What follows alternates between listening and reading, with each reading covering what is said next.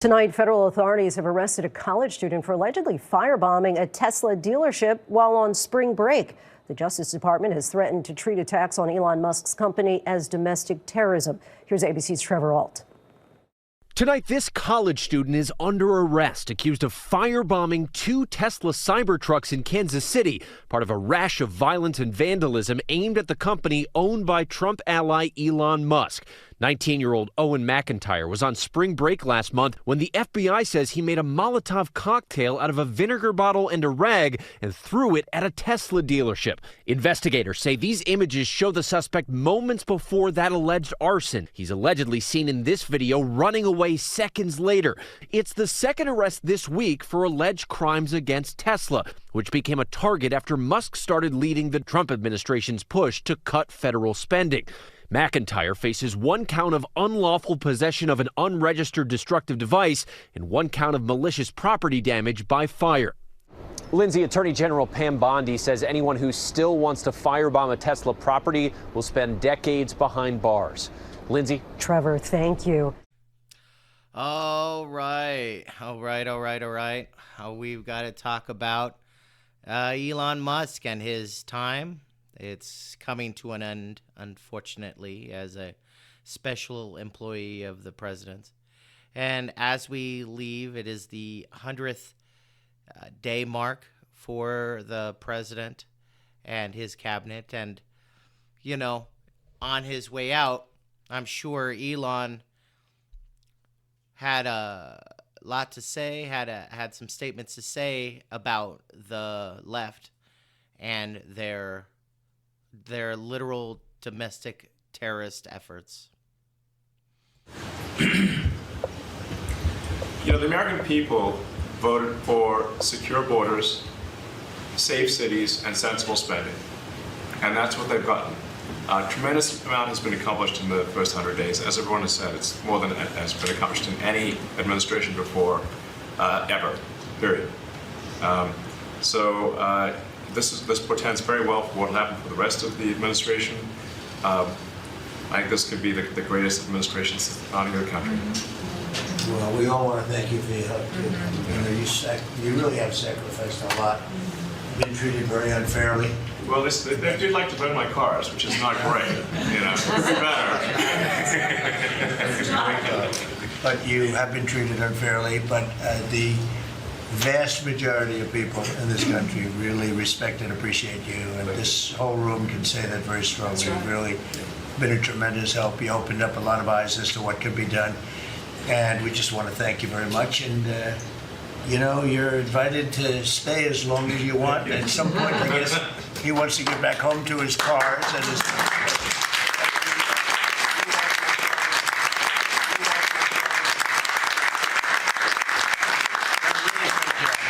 Done an incredible job. $150 billion. Think of this. Yeah. It's 160 now. Yeah, 160. They said, oh, it could have been more. And a lot of stuff is being worked on. That number could be doubled and even tripled. A lot of things are being worked on that we don't count yet because it's not quite there. But you've done a fantastic job, and we appreciate it very much, Elon. Thank you. It's also an honor to work with your incredible cabinet. I just like to say thank you, everyone. It's great to work with you. Thank you very much. Thank you. To say he was treated unfairly is an understatement, is in fact the understatement of the century, especially given what Elon Musk has set into motion. And thank God he has set into motion, because those of you who haven't been paying attention, who live under a rock, you can find the accounting and everything he has found under doge.gov, doge.gov. And he's absolutely right. This has been a whirlwind experience these past 100 days. More than I think than a lot of us ever really expected. And as such, the left have literally become terrorists. Terrorism is the use of force or the threatened use of force from one group to another in order to create a political outcome. The political outcome that they're trying to accomplish is to get rid of Elon Musk. It's to get him to stop his audit of the federal government. And even though he's leaving, that audit will continue at full speed. But to say that terrorism hasn't been involved when clearly these left-wing activists have been using firebombs and scratching Nazi logos in the side of people's Teslas, that's in order to get them to have a negative view on Elon Musk and by proxy the audit that Elon is doing. That literally is the definition of terrorism. And before we continue, don't forget to like, share, and subscribe for more of the propaganda wars. Let's continue. From the station that's working for you, this is Fox 4 News at 5 p.m. This is not entirely out of the question. Could someone make the argument that it's unique? Maybe, but I've seen this before. Breaking news tonight on Fox 4 News at 5. The 19-year-old charged with setting fire at a South Kansas City Tesla dealership is out of federal custody. The feds fought it, but tonight college student Owen McIntire will await a trial with his Northland family. I'm John Holt. I'm Bria Love. Court records cite several factors, including medical issues that require treatment. Also, the suspect's lack of a criminal history before the 2 federal felonies he now faces. Fox 4's Malik Jackson. He's live from the U.S. District Courthouse in downtown Kansas City tonight. Malik? Yeah, Bria and John, the government wanted Owen McIntire to spend the time before trial behind bars, but the judge in Boston sided with the defense in this case, which cited multiple medical issues facing the 19-year-old, including autism spectrum disorder, gender dysphoria, and ADHD, and even alluding to the fact that the 19-year-old, prior to these 2 federal charges, had no prior criminal history. And so as it goes, McIntire now back at home in home confinement. 19-year-old Owen McIntire faces 2 federal felony charges, accused of throwing a Molotov cocktail to set fire to a Tesla dealership in South Kansas City. But now McIntire is not in a jail cell. They're looking at flight risk. They're looking at threat to the community. So those are the 2 overarching issues that any judge considers when releasing somebody out on bond. Greg Watt, a former prosecutor and current state and federal defense attorney, says this isn't out of the ordinary. One other major factor played a role in McIntire's release. McIntire's attorney argued the teen should be released citing serious and ongoing medical needs and treatments that could not or would not be provided while in federal detention. The defense filing says McIntire is being treated for depression and since March has been receiving gender-affirming care. That care would likely be interrupted or terminated in federal custody. McIntire's attorney also pointed out that his client has no criminal history. What the courts don't want to do is they don't want to put too much burden on the jail staff to extend unique care or specialized care if they don't have to. McIntire Yeah, you know what? I've got a simple cure for that. Don't treat him. I don't see why we would ever pay for gender dysphoria for him to continue becoming a woman.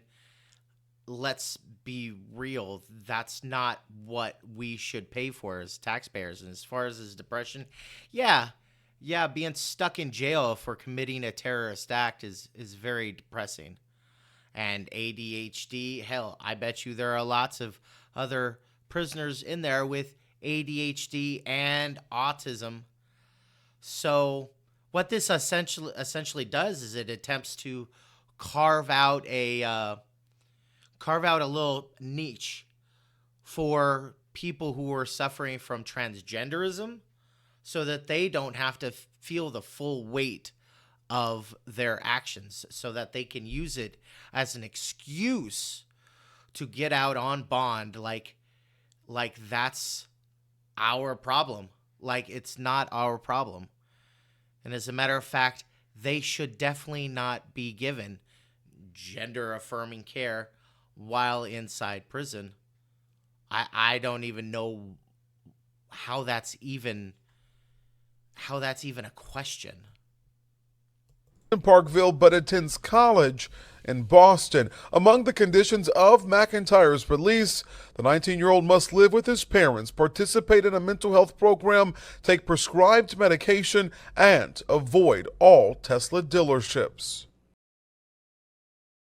So basically, his confinement conditions are live with his parents, which I bet you he probably is already. Participate in a mental health program. Looks like he should have been doing it already. He's trying to become a female. I think he should have been participating in some kind of mental health program to begin with. He has to take his medication. For God's sake, take your freaking meds. And avoid Tesla dealerships. You know what? I think that's a good idea. This person, this Owen, he is currently a UMass Boston student. So, hey guys, if you're out at UMass, be careful. This violent terrorist is loose on your campus right now.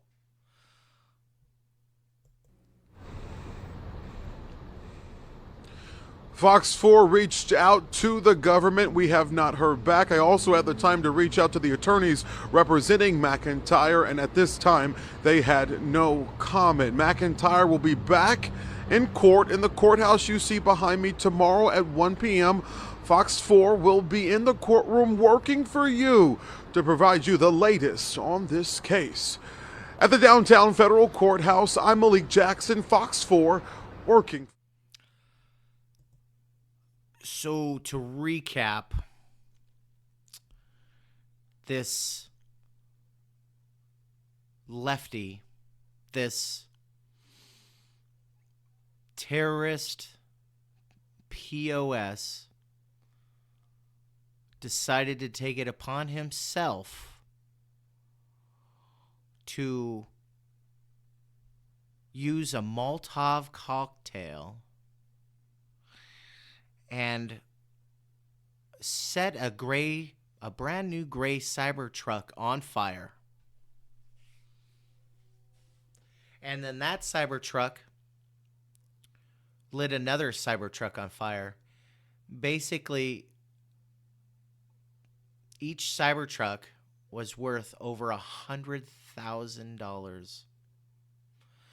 He also damaged 2 charging stations worth an estimated $550.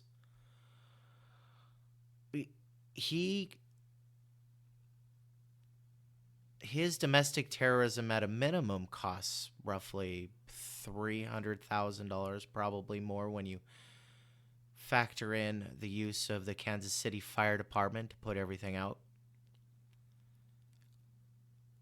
And this isn't even just the damage that Owen McLaughlin, is that his name? McIntire, excuse me. Owen McIntire. I don't put much memory into these terrorists, these nasty, nasty communists. So Owen McIntire didn't just do over $300,000 worth of damage. He also struck fear into the hearts of Americans who buy American products, such as the Cybertruck. His actions are the very definition of terrorism. He did this to strike fear in the hearts of Elon so he would quit auditing our federal government. He did it also to strike fear in the hearts of your normal, everyday, average citizen who might want to buy a Tesla truck, thereby creating fear into their hearts, terrorizing them, if you will, into having an opinion of the Cybertruck and Elon Musk that they want them to have. Kash Patel said, he put out a statement. He said, "This is the second arrest this week of a suspect charged with targeting Tesla. More proof that the FBI will not stand for these destructive acts. These actions are dangerous. They are illegal, and we are going to arrest those responsible.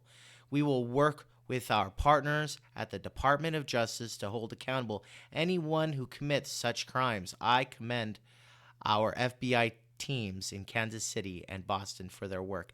I hope this doesn't preclude double jeopardy. I hope and I pray Kash Patel charges this man and the others with domestic terrorism. I hope they get more than 20 years. And who is this judge? This judge who just gave a slap on the wrist. See, that's also one of the biggest problems we have too. It isn't just that these insane people are doing these insane acts, but this judge, Judge Jessica D. Hedges, gives him a slap on the wrist. He isn't detained because why? Because of his gender dysphoria? Because of his autism? Because of his depression? No. She's another one of these activist judges, and I'm not sure whether or not I should put her on the wall yet. Technically, what she did wasn't illegal, but it definitely shows a disdain for the American people and the American law. And this is a judge. So let's talk about Jessica D. Hedges. She's a judge. She was appointed in April of 2024. She started her career as a law clerk in the Massachusetts Superior Court, and she actually became a criminal defense attorney, which is interesting. Maybe it's not a good idea for defense attorneys to become judges. Maybe they're too invested into the criminals. Maybe they have too soft of a heart for the criminals. This is her, Judge Jessica D. Hedges, who gave this terrorist, as stated by our Commander-in-Chief, Donald J. Trump, that anybody who commits this vandalism is a terrorist by its very definition. And this judge, Jessica D. Hedges, thinks, it's cool. Go hang out with your parents. Go take some mental health classes like you should have been doing all along. What do you think this is going to say for the outcome of this trial if this judge remains? Do you think that this terrorist will actually see any real justice? Will we see any real justice because this terrorist wants to terrorize the public into not buying Teslas, wants to terrorize a great man who got people back from from outer space? He's trying to terrorize this great man into not auditing our federal government that desperately needs auditing.